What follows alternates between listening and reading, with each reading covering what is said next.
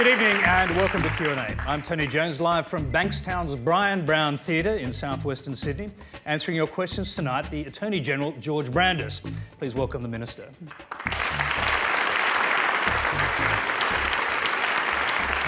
Thank you. And joining us in the audience to share their expertise, the Australian Federal Police Manager of Counterterrorism, Neil Gagan. The Dr. Mohammed Abdallah, the Imam of the Kurabi Mosque in Brisbane. Lydia Shelley of the Muslim Legal Network. Sheikh Wasim Chikawi, who's a high school chaplain working with young men here in Western Sydney.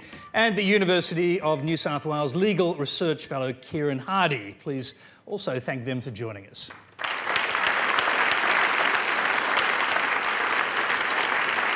Now, as usual, Q&A is simulcast on ABC News 24 News Radio and Australia Plus, and you can join the Twitter conversation by using the Quanda hashtag. If you've got a live question, add @Quanda to help us find it.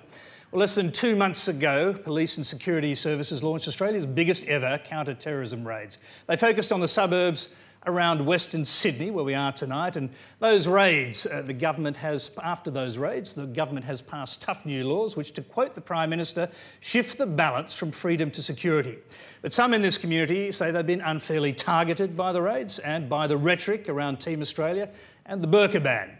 They're not convinced the government's response will prevent homegrown terror. Some fear it will only make things worse. Well, tonight is an important opportunity to consider those concerns and to ask Senator Brandis some tough questions. Let's go to our first question, which comes from Sheikh Wasim Chikawi. Thanks, Tony. I work on a daily basis with the youth. What I see at the moment is severe distress regarding the new counter-terrorism laws. The Muslim community feels targeted and besieged. Muslims are almost exclusively viewed through the prism of counter-terrorism laws. Given that these new laws create the atmosphere of such a major divide in the hearts and minds of all concerned, isn't it time the government changed its approach? George Brandis. Well, thank you very much indeed, Sheikh Chikawi. And may I say that if you spend your career working with young Muslim men, then you are absolutely essential to what we are trying to achieve, because what we are trying to achieve is to prevent young Muslim men being enticed and ensnared into the false allure of ISIL and the false allure of violence in the Middle East and participating in the civil war in Syria and in northern Iraq. Now, Sheikh Chikawi, you mentioned the laws. The laws are important, we'll come back to them, but they're just one element of what the government is trying to do. Another important element of what the government is trying to do is to engage the community, to reach out to partner with people like you, and I've used the word partner in all the speeches I've given about this issue, because you and community leaders within the Islamic community like you are our partners in trying to save young men in your communities from being ensnared by those wicked people who move among your communities and try to recruit them to do violence and in some cases to engage in acts of self-destruction. So this is, I think, if I may say so, a shared problem. It's a shared problem. We as the government need to ensure that our policies, that our laws, that our agencies are focused on preventing the radicalisation of young men and also of keeping the community safe. But this is a particular threat to your community because you're the victim of these predators. Well, George, I'm going to interrupt you there, and we will, as you say, come back to the details of the laws. I've got plenty of questions on that, but I want to just go back to Sheikh Wasim, and I want to ask you, what are you hearing? What is it that's got you so worried? Well, at the moment, everybody's been tarnished with one brush. And the reality is, it's not like Muslims are lining up in their masses to become radicalised. I mean, I work with Muslims every single day, with the youth every single day, and I can tell you that the problems do not revolve around radicalisation. And so at the end of the day, what we've sort of framed is this narrative that you have young Muslim angry men ready to tear down Australian values, and that's just not the case. I mean, that is very fallacious, to say the least. And there is a divide that's occurring, a sense of distrust. And there are legitimate grievances that people have. Distrust in what, actually? Well, there's a distrust. I mean, there's this, you know, when the Prime Minister came out and he said, you know, we're abandoning the Section 18C to get goodwill with the Muslims, it felt extremely targeted, as though there was this them and us type of mentality. And this is very important because they have in their minds legitimate grievances, and these aren't being addressed. I mean, Keith Suttle was one person who said, we can't just have this mindset where we keep legislating and isolating a community to feel more isolated and besieged and disenfranchised. And we need to start thinking outside the square. Okay, briefly, I'm going to bring the Minister back in, but the Team Australia rhetoric, how has that been, well, the perception, received? The perception in the community, and that's all I can report on, the perception in the community, it was highly divisive, extremely highly divisive, that it was rhetoric that shouldn't have been used, because the team is such that, you know, you can, if you don't work with the team, you can be kicked off the team, and it creates this them and us type of mentality. And so they already have a lot to deal with, let alone their issues not being addressed, then to announce this Team Australia, which sounds it's just sort of framing up this issue in terms of that narrative or that storyline that everybody fits into this picture, and that shift needs to change. Let's go back to George Brandis. Was that a mistake, Team Australia? Well, I'll come to that, Tony, but look, Sheikh Waseem, I have said in all the speeches I've given about this, for example, the speech I gave to the National Press Club at the beginning of last month, the worst mistake we could make is to demonise our Muslim fellow citizens, because you are not the problem, you are the solution. You are not the problem, but you're the solution, but you're also, or your community is also the victim. Because those small number of people who move in this community and recruit young men to be fighters in foreign wars in northern Iraq and Syria are a threat to your community. And I'm sure, I've no doubt at all, that you devote your professional life to trying to bring out the best in that community and encourage and nurture the young men and young women in your care.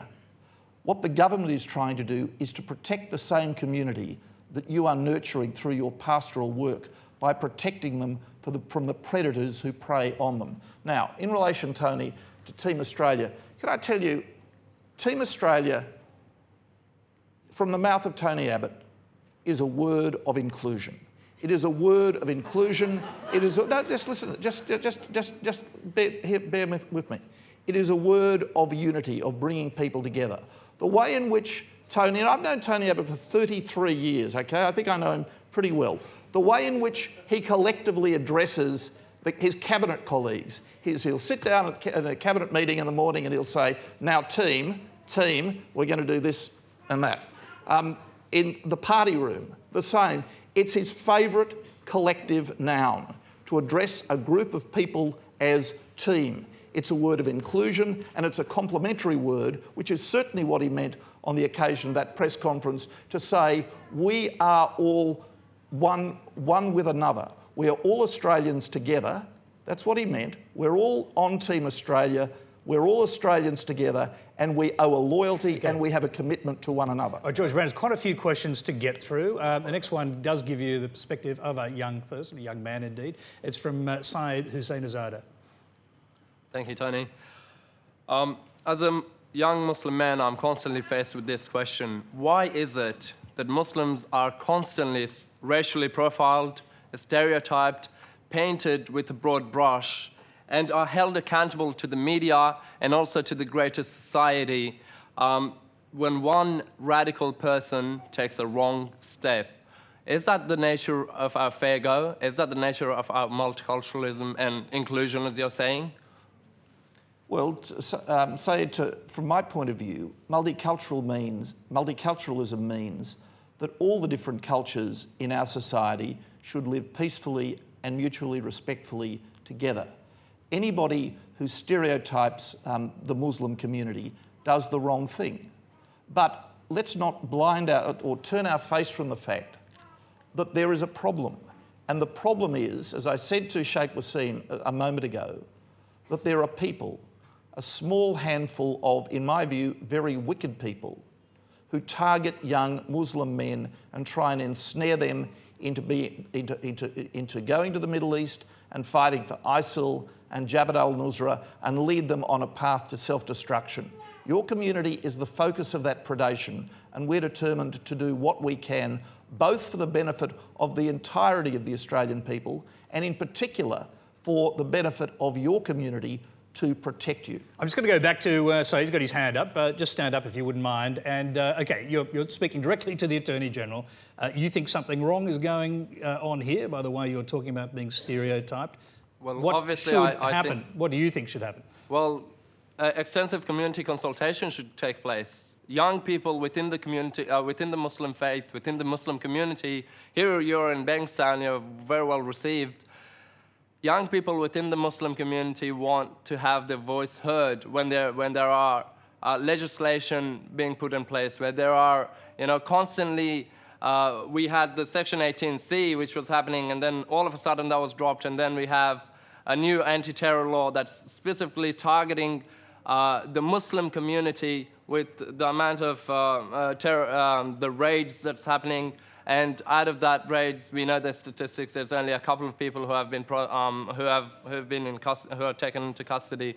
So what we ask from the government is that within the legislations, within the process of legislations, we ask community consultations to longer community consultations rather than a group of people being held in a library and taken into, and minutes.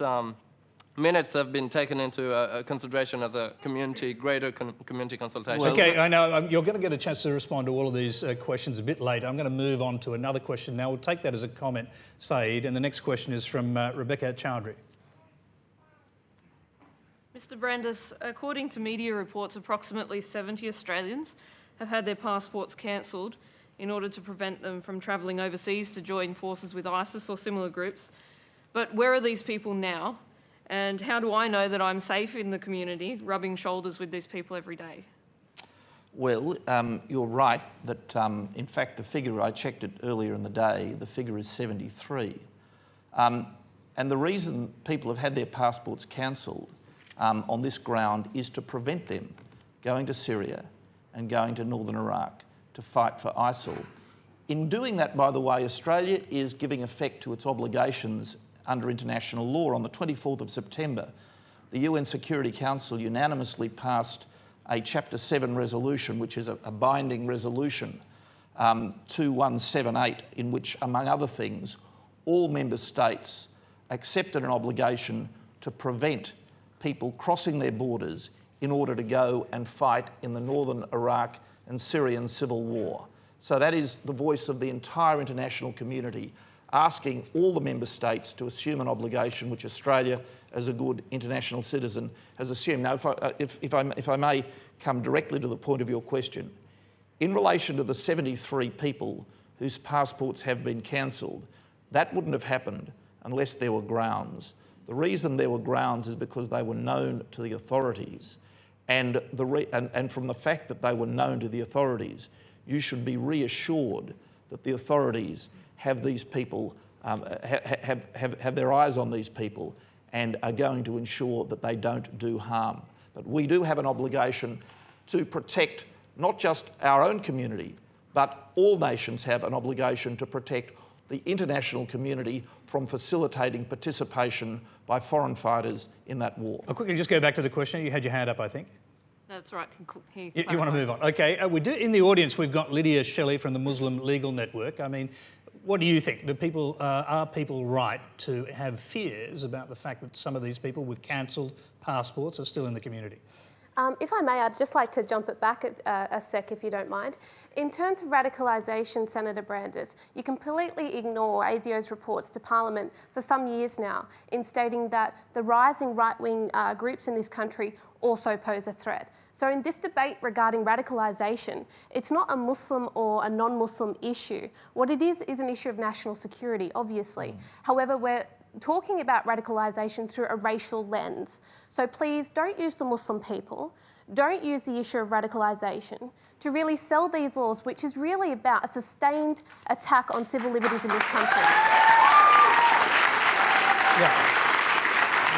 If I may, sorry, one other issue. If I may, you also referred to me and my community as a victim. We are not victims, and please don't paint us as such.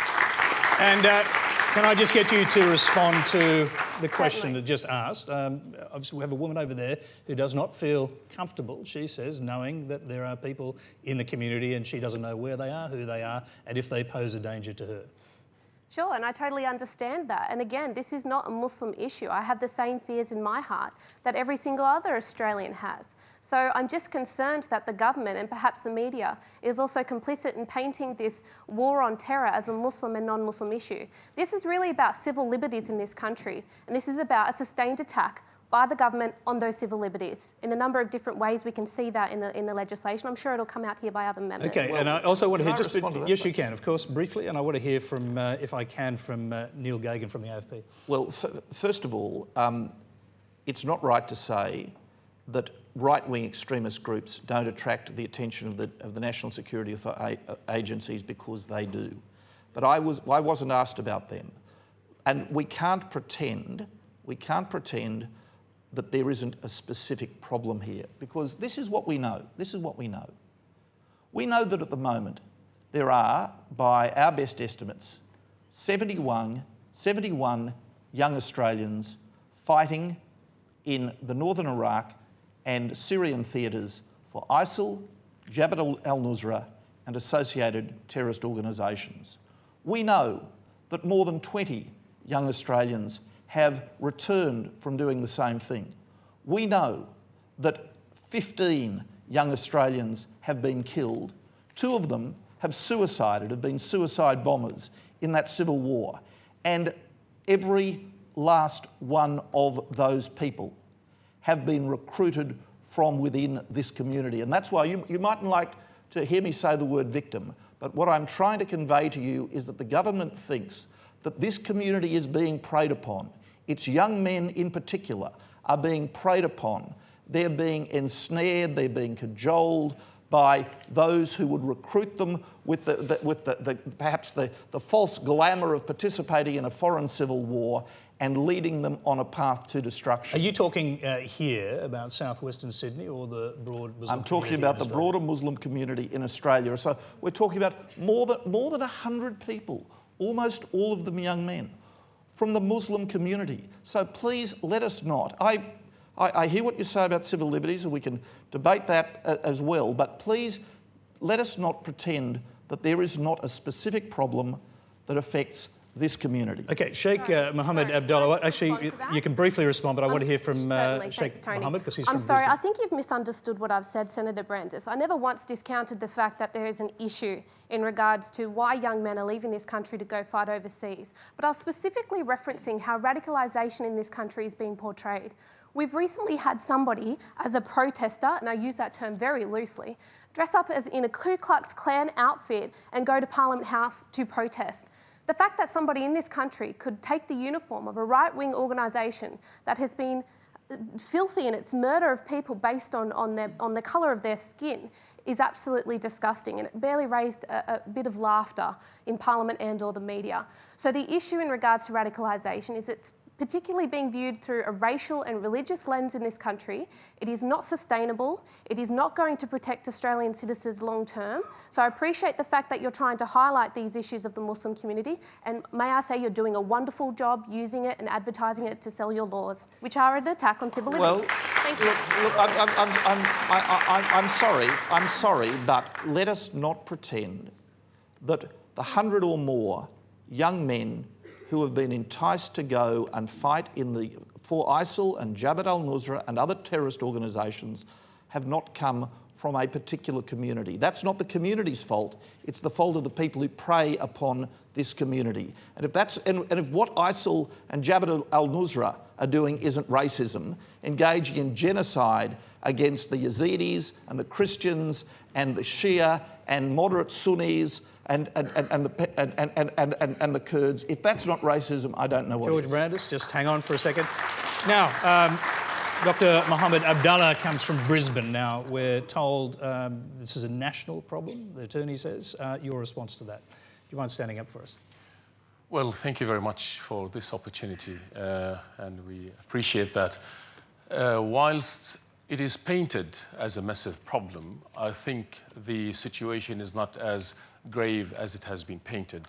we do recognize that there is an element of radicalization, unfortunately, but there is a failure in trying to address the root causes of radicalization. And so often the government's approach is very superficial, first and foremost. Secondly, whilst we speak about the particular case of Muslims going overseas, there seems to be a double standards in our foreign policies and an inconsistency in the way we approach these matters.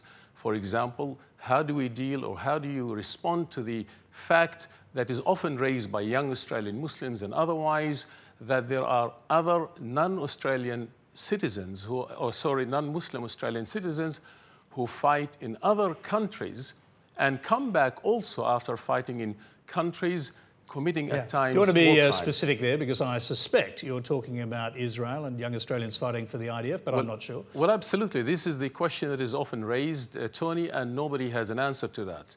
That there are people from Australia of non-Islamic background who do also go and fight in places that are deemed, according to international law, occupied territories, and in which certain cases of war crimes are committed, and Australians are involved in that, yet we don't hear anything about this, and therefore the legislation, the policies seem one-sided, and there is a sense of a double standards in there. Well, Dr.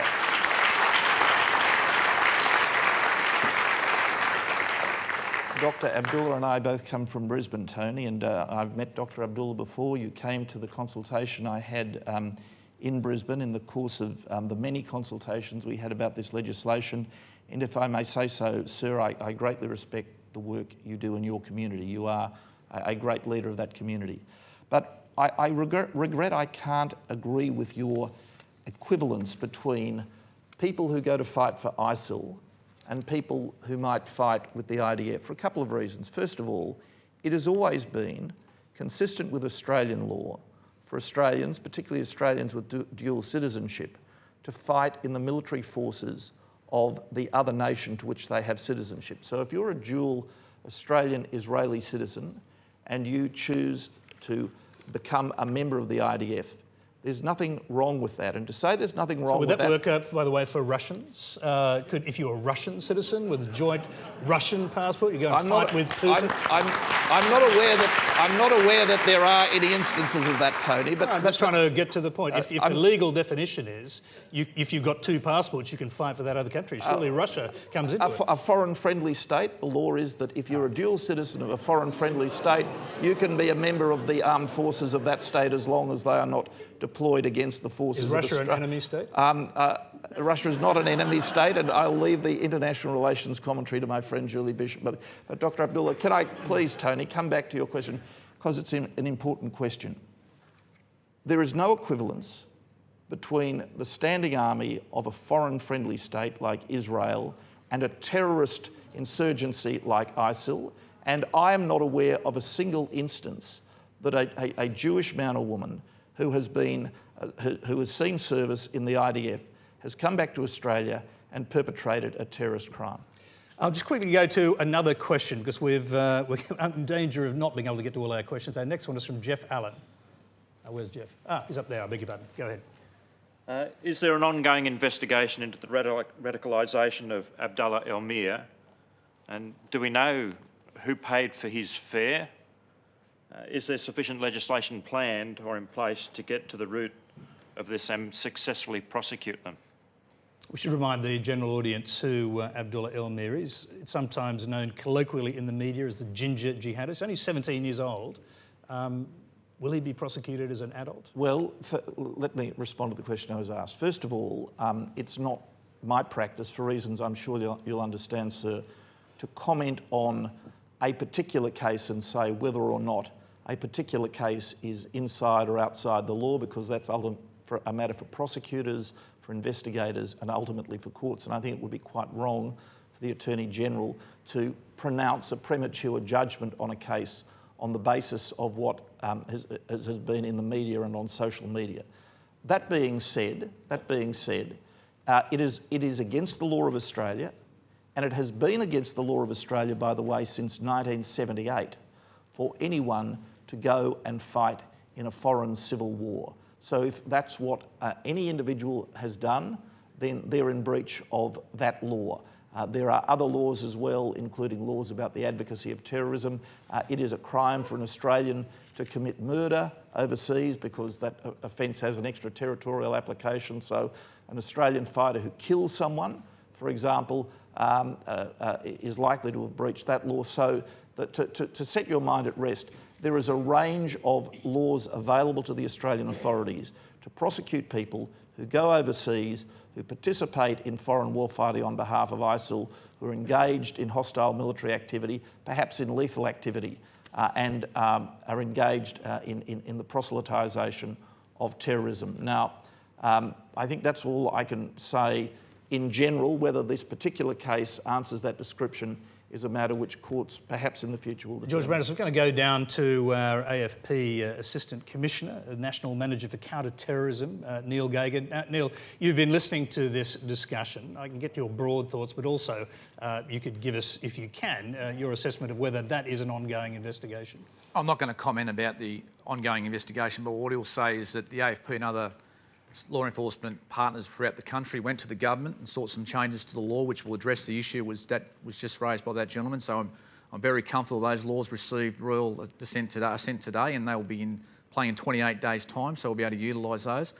I might also add that one thing that is lost is that there appears to be this perception that the laws that we currently have only ever been used to prosecute Muslims. That's actually incorrect. The Senator, the Attorney rightly pointed out that these laws for foreign incursion have been in place since 1978. Towards the end of last year, a man was prosecuted in Brisbane court for attempting to fight in West Papua for a movement over there. And he was Caucasian Christian. So to say these laws have ever actually only been used to attack Muslims or to prosecute Muslims is incorrect.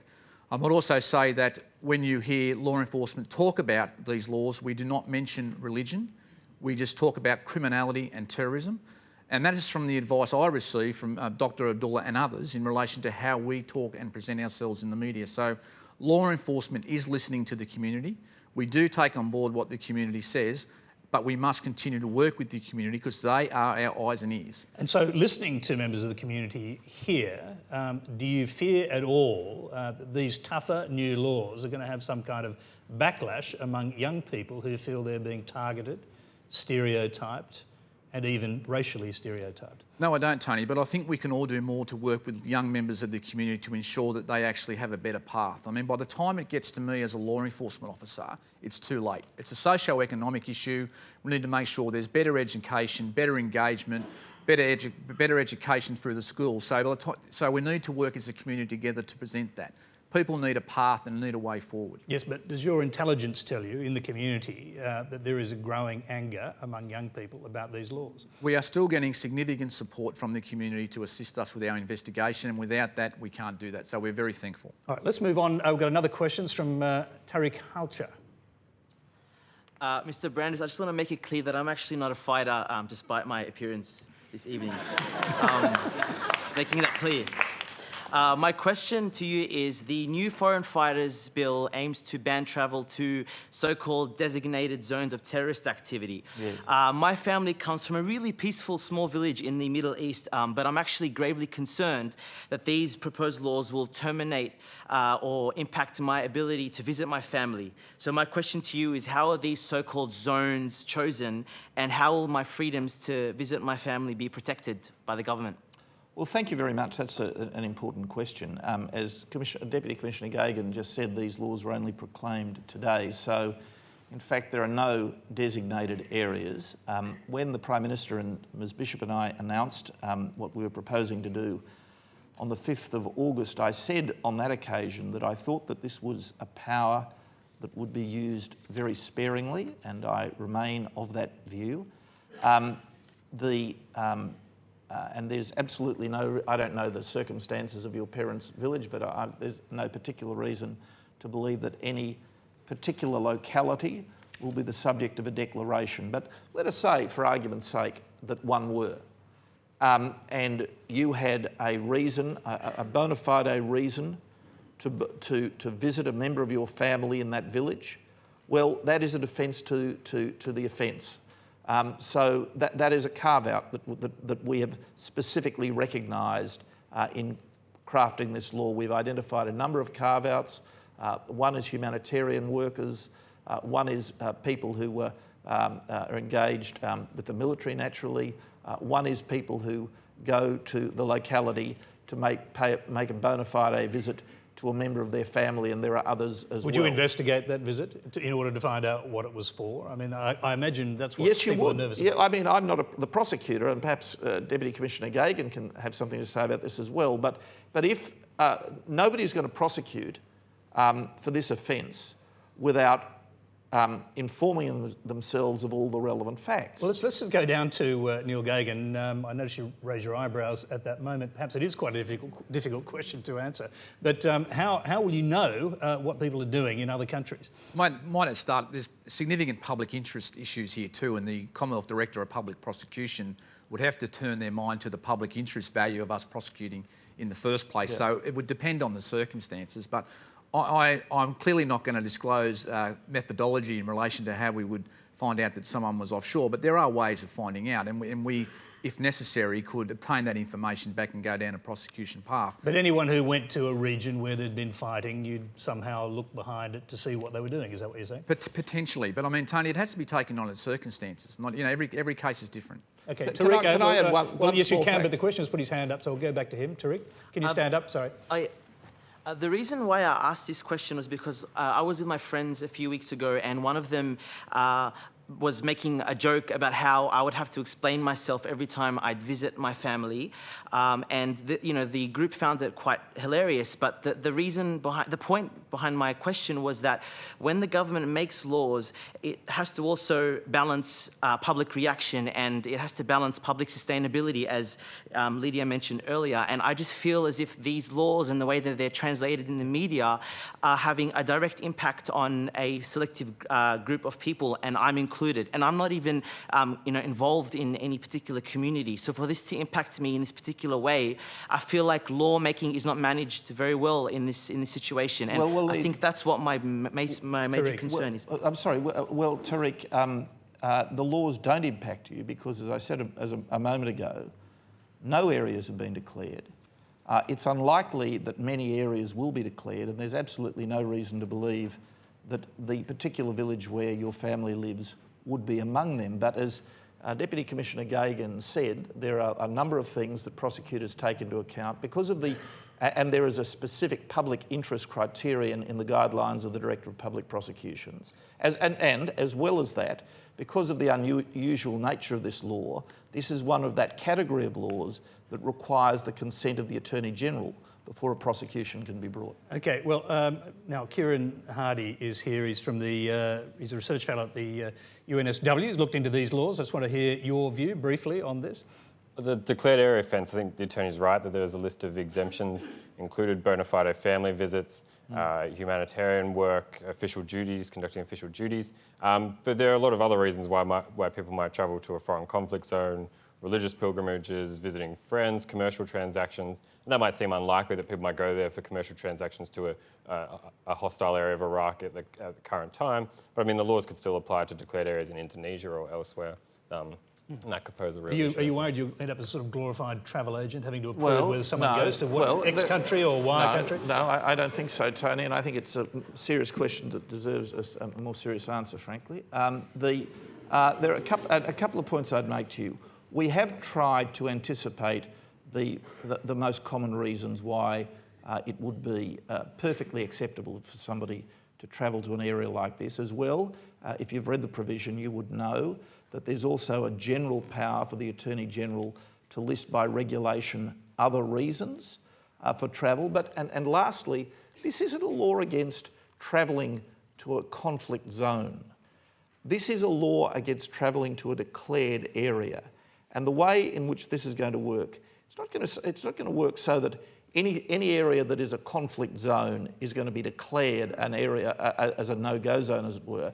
But equally, we know that there are certain localities which are, in effect, headquarters of ISIL, headquarters of Jabhat al-Nusra, headquarters of terrorist activity, and it may be, on the facts of a particular case, that the Foreign Minister, on advice from her officials, decides that the intensity of the ISIL investment in that particular locality is sufficient that it ought to be declared. Okay, well, 2 months ago, the largest terrorism raids in Australian history focused on this area and other parts of Australia, but particularly Western Sydney. The next question is about that's from Waleed Saboon.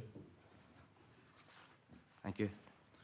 The Muslim community is still perplexed on the police raid of 20 Muslim homes.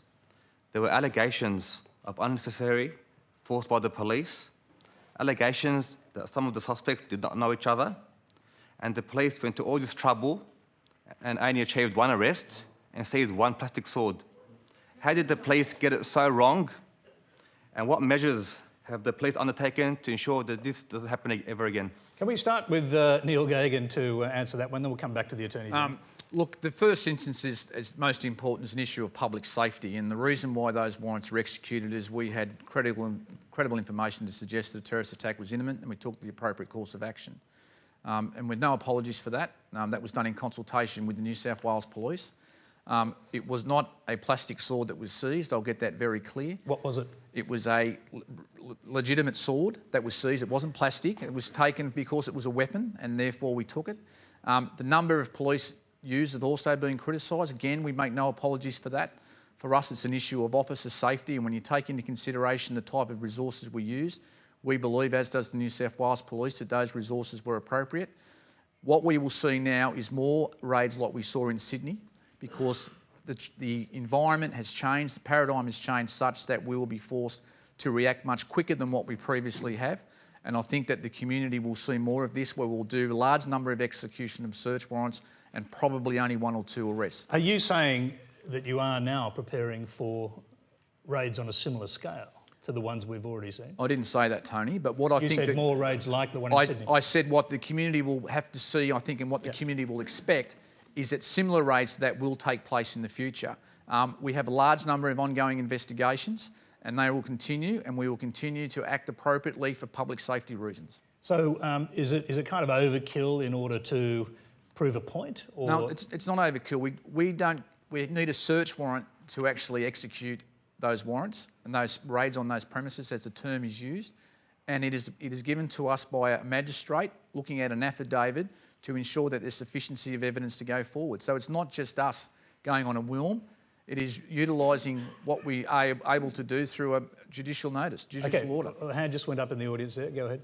So just a couple of concerns arising out of what Neil mentioned. Firstly, you mentioned that there was credible information. If one is to judge the credibility of that information in light of the outcome certainly didn't reflect that. But secondly, that if there is this gung-ho approach almost, my real concern as a member of this community in this society is this, that to the extent that there are people there who are uncertain or feeling disenfranchised, conduct like that will drive them in a particular direction. What direction are you talking about? about? Well, in the sense that that sense of disenfranchisement and despair will only increase. That feeling of being targeted will only become more manifest. And that's You're not saying, are you, that terrorism raids will somehow generate a response? It'll generate a feeling of separation, a feeling of alienation, particularly amongst the youth, the very youth who others in the community are dealing with and are engaged with. Right. It undermines that very... Let's go to George Brandis on that. I mean, this is a sort of theme you're hearing time and time again, that the actions you're taking is creating a negative response in the community that could be driving people down the path of radicalisation. Well, let us get this straight. The police Operation Appleby was not over the top, and it was not overreach. That operation was put into effect because, as Deputy Commissioner Gagan said, there was specific actionable intelligence that an individual was imminently about to commit a terrorist crime, an act of violence, an act of lethal violence here in Sydney. And I make absolutely no apologies, and I'm sure the police make no apologies for standing up an operation to apprehend and interdict and prevent the commission of an act of lethal terrorist violence. Okay, we've got another question. It's from Silma Ihram. As one of the community leaders who met with you in good faith to discuss the anti-terror laws, I have, like others, felt very frustrated. And as a Muslim who has been called on to dissociate myself continually from the criminal and violent behaviour of people such as Mohammed Al-Omar and Khalid Sharoof, would you please refer to criminal behaviour as criminal rather than religious? Well, I just did in response to the last questioner, and that is the point I make to you. The law enforcement agencies will be entirely blind to the culture, to the religion, to the ethnicity, to anything other than whether or not the facts constituting a crime exist, and they will enforce the criminal law according to its terms against anyone who violates it. I'm going to go to another questioner, and we'll come back to people with their hands up shortly, but we've got a question from Mate Farmy. Senator Brandis, as a mother of two, I'm very worried about the recent turn of events, which has seen some Muslim women abused on the streets. And I'm also concerned about what messages those in high office are sending to the wider Australian public. Given your position in the government, do you think your comment that people have a right to be bigots has given mandate for some to verbally accost Australian Muslims? And at what point does this right to bigotry cross the line and become the right to abuse?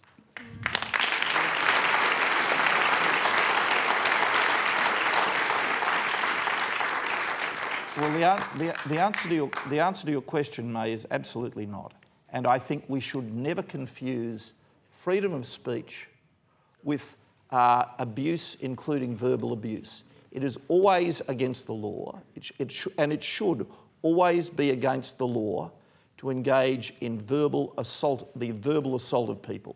That is not an expression of freedom of speech, and no one has ever said that it is, nor should it be. Can I just ask, do you regret the comment that people have the right to be bigots, particularly when you look at it in the context you're now seeing and you're hearing people in this community see it resonate in what's happening to them, whether you say it's about that kind of overt violence or not? Well, let me respond to you in this way, Tony. The point I make is that you can't say you believe in freedom of speech unless you accept that everybody has the right to freedom of speech. And that includes people whose views you detest. But there is an enormous difference between defending freedom of speech, which necessarily involves defending the rights of people whose views you detest, on the one hand, and the use of words as a tool for assault of the questioner just mentioned. There is a great difference between those two. But I'm just asking you, in the context, do you regret making that comment? Well, I don't regret saying that people have, if you believe in freedom of speech, you've got to defend the freedom of speech of everyone. Let me give you an example. I notice you didn't say it again. If you refuse to say it again, you assume somehow that you must regret saying it in the first place. Let me give you an example, Tony, of what I mean. A few weeks ago, the debate about the burqa reached a new pitch of intensity in this country. Now, my position on the burqa I made very clear. I think if people want to wear a burqa, that's nobody's business but theirs. I mean, that's another example of freedom of expression, frankly. What people want to wear is nobody's business. Including in Parliament. Including in Parliament, and that's nobody's business but their own. During the course of the debate on the burqa, Pauline Hanson, who, in my view, is a terrible bigot, a terrible bigot, published an opinion piece in the Sunday Telegraph newspaper, which I thought contained a lot of really ugly and unpleasant sentiments, okay? Now, what would I do? Would I engage in an act of political censorship and say, because I disapprove of what Pauline Hanson says and I disapprove of her values, that I would politically censor the expression of those opinions? Would I politically censor the Sunday Telegraph for publishing that article on their op-ed page? No, I would not. Absolutely not. Let's move on. We've got another question. This one's from Yasin Naki. Good evening, Senator and Tony. In relation to the law about special operations and possible jail term for journalists, you say any prosecution would need your approval as Attorney General, but could a government under pressure utilise these possible sanctions to get journalists to toe the line? Sometimes journalists are the only ones who can publicise botched operations and shine a light on laws which are not working. If a Dr. Hanif case was deemed a special operation today, under today's laws, how would we ever find out? Would we ever find out? And how would the innocent victims get justice? Attorney generals come and go. They have different opinions, different value systems. Why not make it part of an amendment into the law where a media person with good faith in the public interest eventually would be able to pass these, would be able to tell us about these operations? Why not? On one hand, you talk about freedom of speech under 18C. You are a great proponent of move that. I have to get you to come to your question. Yes, that's an issue I have, is there seems to be a double standard here.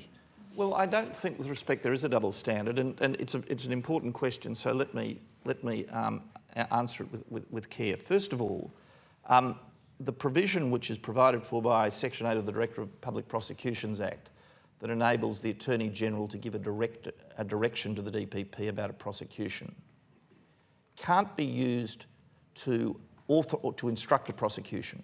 Only the Director of Public Prosecutions can decide to institute a prosecution. But sometimes, and this is not unique, it also applies to this declared areas provision, and it's not all that uncommon in the law for a provision to have such a high level of public interest that the Attorney General, as both the first law officer, but also as a democratically accountable minister in government, has to give his consent for the prosecution to proceed. So an Attorney General can never start a prosecution or instruct a prosecution, but he can stop a prosecution if he thinks it's against the public interest. That's the first point. But the second point... Well, that's a pretty important point. Can we dwell on that just for a moment? Because you talked about I would like to answer that. All right, OK, can you do it briefly? Because there's a few things to ask you about this. Sure. Secondly, this is not a law about journalists. It is a general law. This is no more a law about journalists than a law about drink driving is a law about journalists. It's a law that applies to everyone. And what it says is that if you disclose a covert operation, then you're breaking the law. And if you do so with the intention of causing a risk to the life of a person, then you're at the aggravated end of that offence, and you can be jailed for you are liable to a penalty of imprisonment for up to 10 years. Well, so can I just ask you the obvious question? Because if it's not intended to get journalists in particular, then it may be intended to get whistleblowers like Edward Snowden. What about journalists that publish those kind of revelations? For example, a secret intelligence operation to bug the telephones of the Indonesian president and his wife was revealed by the ABC and the Guardian newspaper on the basis of Snowden's revelations, which were part of his whistleblowing effort. Now, would that be criminal? Well, first of all, I'm not going to comment on a particular case, but well, of course I'm... OK, hypothetically, a whistleblower reveals evidence of a secret intelligence operation which has some sort of impact on Australia's relations with another country. Yes. Is that illegal? Well, first, if it's a whistleblower, the whistleblower protection laws still apply. Secondly, if it's a journalist covering what a whistleblower has disclosed, then the journalist wouldn't fall within the reach of the section, because the relevant conduct is the conduct constituting the disclosure. So if the event is already disclosed by someone else and a journalist merely reports that which has already been disclosed, as it was by Snowden, then the provision would not be attractive. OK, well, I mean, can you have imagined when you put this in place that you would have this enormous coalition of, including the top levels of the Murdoch family, the News Limited operation, Tony, many of their journalists across the board, former Supreme Court judges, and others from the civil liberties backgrounds and so on, saying that this is a bad law? Well, everybody's entitled to their opinion, but my view... That's quite a lot of people. My position... And quite some significant opinions. My position is that this is a commonplace law. It is perfectly commonplace for the law to prohibit the disclosure of information. Let me give you an example from a completely different area. It's against the law to disclose a person's tax affairs. That's a criminal offence. There is lots of information that the government holds that it is against the law to disclose, and the most obvious case of the lot is in relation to national security. Yeah, well, so let me just ask you the obvious question. If this is not intended to prosecute journalists, why not simply put into the legislation, as our questioner asked, a provision that says journalists are excluded from it? I don't think we should. I don't think it is very healthy to have a law that says this law applies to everybody in Australia except journalists. I really don't. I think that the public... what about a public interest test? Well, there is a public interest test. There's a public interest test both in the prosecution policy that's been published by the Director of Public Prosecutions last week, which sets this out, the public interest issues that would influence his discretion to prosecute a journalist, and, as I've said, the Attorney-General's own judgment as to the democratically accountable officer, so as to take personal and public responsibility for a decision to allow such a prosecution to I've got to just confirm one thing. No matter how big the pressure gets, and it will get bigger, you're going to refuse to countenance the idea of a special part of the legislation to exclude journalists from the 10-year jail sentence. I don't think there should be one law for journalists and a different law for everybody else in the community. No, I don't. Let's just go to Kieran Hardy. You've been listening to this. What's your assessment of that particular part of the law? I think I'd be inclined to agree with the attorney that legally it's difficult to include a specific exemption for journalists as a category of people from the offence. I think also the attorney is right that there are other offences that apply, secrecy offences for controlled operations for the federal police, for ASIO's detention and questioning warrants, preventive detention orders. There are secrecy provisions applying to all of those. I think maybe a greater case needs to be why ASIO deserves a special intelligence operations regime, why the penalty should be more severe than the controlled operations penalty for the base level offence. There are some other questions surrounding it. And we'll just go back to our questioner because he had his hand back up. Okay, you need to stand up, thank you. Yeah, look, I think it's just a reflection of the haste these laws have come in. I think we haven't been able to have these debates. Of course, everybody wants to keep Australia safe, but I think the issue here is, even though we're keeping it safe, sometimes these laws need the airing through proper journalism, proper reporting. Maybe the organisations, the intelligence organisations, learn from that, and then they get the community's on board. If it's all a secret, nobody knows about it. My understanding is the law doesn't have a sunset time on it. It could be 20 years, 30 years, forever. So how do we analyse it? I have to, sir, challenge your claim that this was rushed. Let me take you through it. For a start, this law was, in relation to the Australian Federal Police, was put into the Criminal Code in 2010. The application of the same law to ASIO is merely adopting a model that has been part of our law for 4 years. Secondly, the law was recommended by after a long hearing during the last Parliament by the Parliament's Intelligence Committee that accepted the argument that the same rules should apply to ASIO as applies to the Australian Federal Police. Now, those hearings began in the middle of 2012. The report of that committee was tabled in June of 2013, which included that recommendation. The bill that was based on that report was introduced into the Parliament by me months ago and referred back to the same Parliamentary Intelligence Committee for review on both cases. That provision was unanimously endorsed by both government and opposition members. So this hasn't been rushed. This is a process that began 2.5 years ago. I'm just going to quickly, there's a young man there who's had his hand up quite enthusiastically for a moment. Just quick comment from you.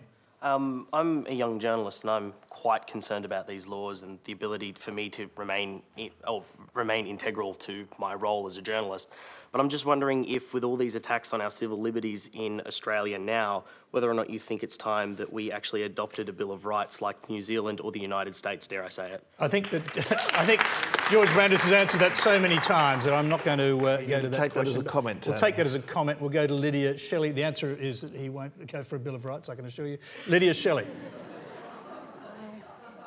Hi, thanks. I actually have a few little comments to make, and I promise I'll be very quick. But you have to be very quick because other people have Tony, questions. very quick. Foreign fighters in relation to declared areas, had to write it down. It actually criminalises travel, not conduct, as what you've said.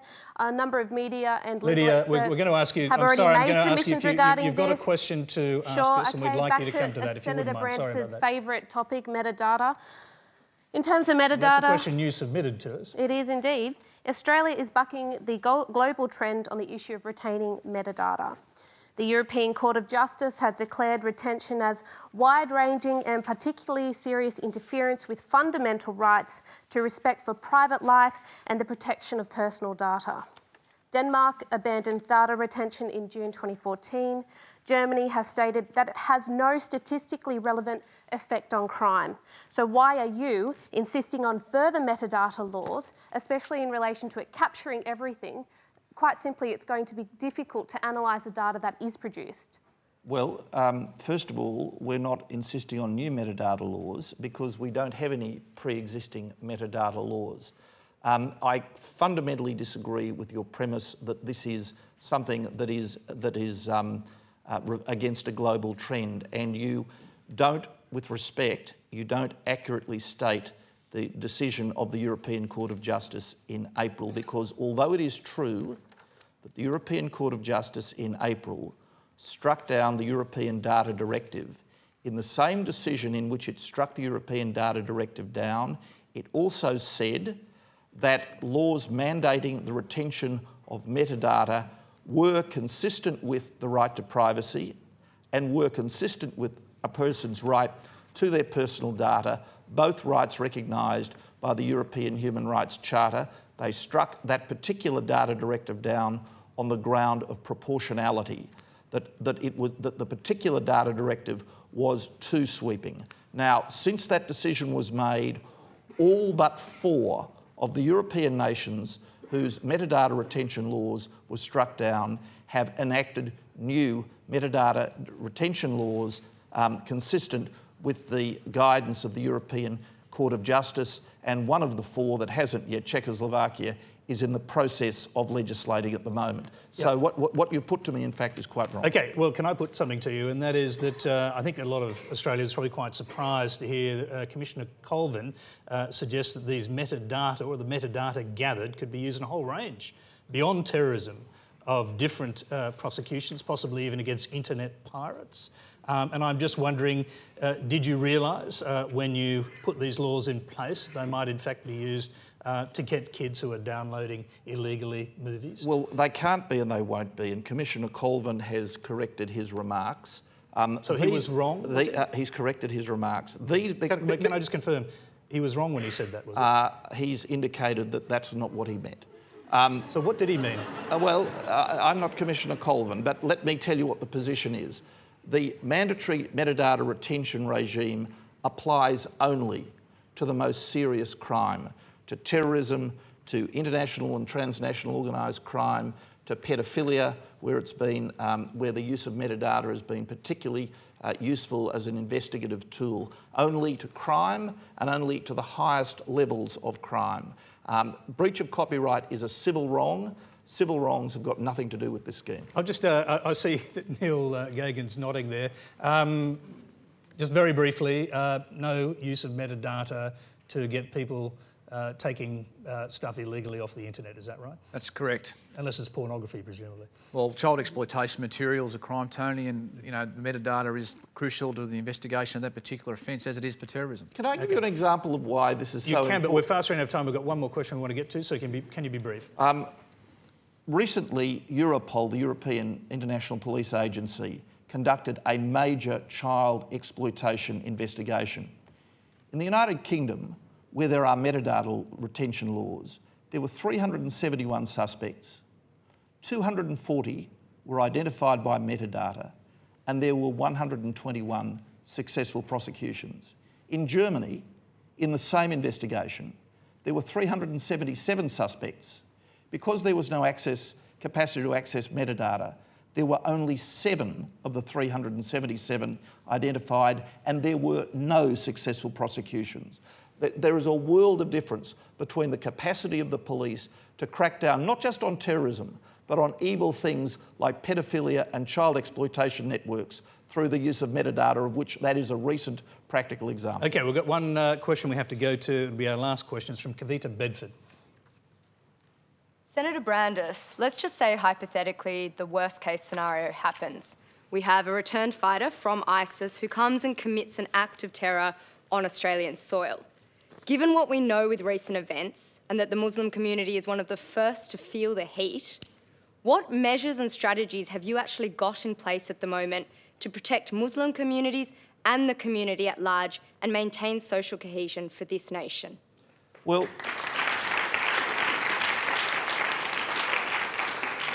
it's a very important question, and it's not a fanciful example, because the most recent instance, an analogy we have, is what happened after Afghanistan in the 1990s, when 30 Australians went to Afghanistan to be foreign fighters. 25 came home. 19 of those 25 were involved in terrorist activity, for which 8 were convicted.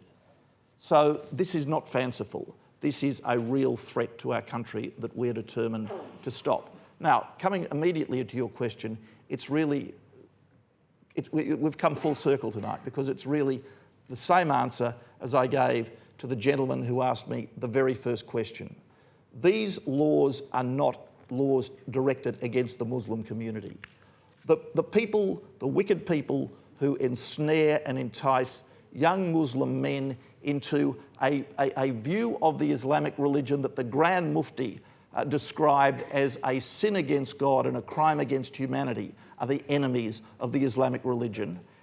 And they prey upon your community, they prey upon your young men, they lead them on a path to self-destruction and the destruction of others, and we are determined to work with you to save those young men and to protect your community. George Brandis, we'll just go down to hear from our two sheikhs. Sheikh Wasim first. I just want to add something. You said at the beginning of the show that the Muslim community was partners with the government. Yes. If that is the case, the Muslim community has given many submissions to the government, which the government has simply ignored. How can you make that statement and hold to that statement and say that they're partners, yet continue to ignore what they have stated? Well, that's not true, Sheikh. No, hang on. And I want to hear from Mohammed Abdullah, and then we'll come back to you for a final word. You've been listening to this all the way through, so it's a chance to sum up some thoughts. Yes, well, thank you very much for all of that. I think having the community as partners, if you wish, is very important indeed. But it seems that regardless of the advice that they give, it is not listened to. For example, the community has stated again and again that the raids are over the top and that they do tend to lead to some type of anger in the community, especially among the young people.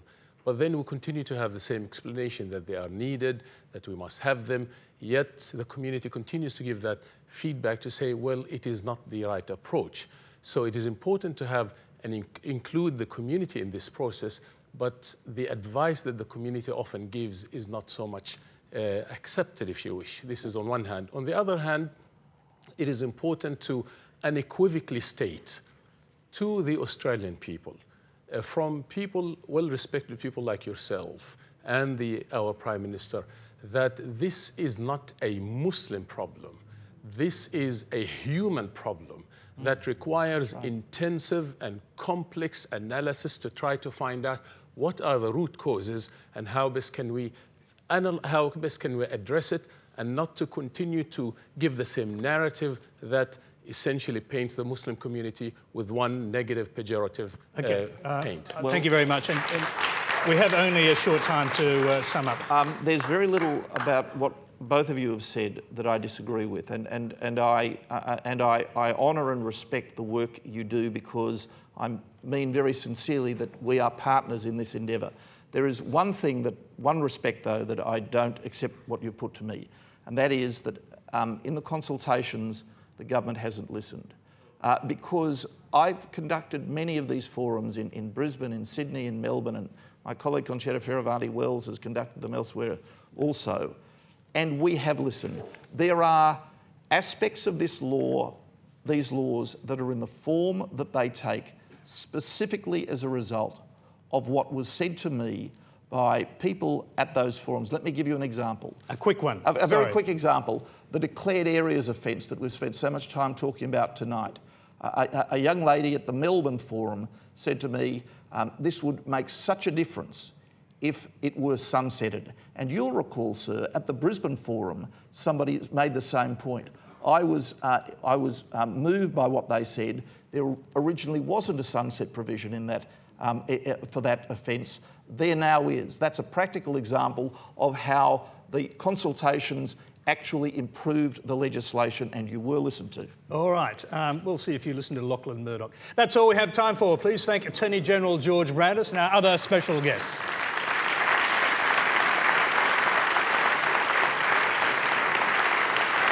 Thank you. And thank you very much to the Brian Brown Theatre, the people of Bankstown, and the great audience that we have here. Please give yourselves a quick round of applause.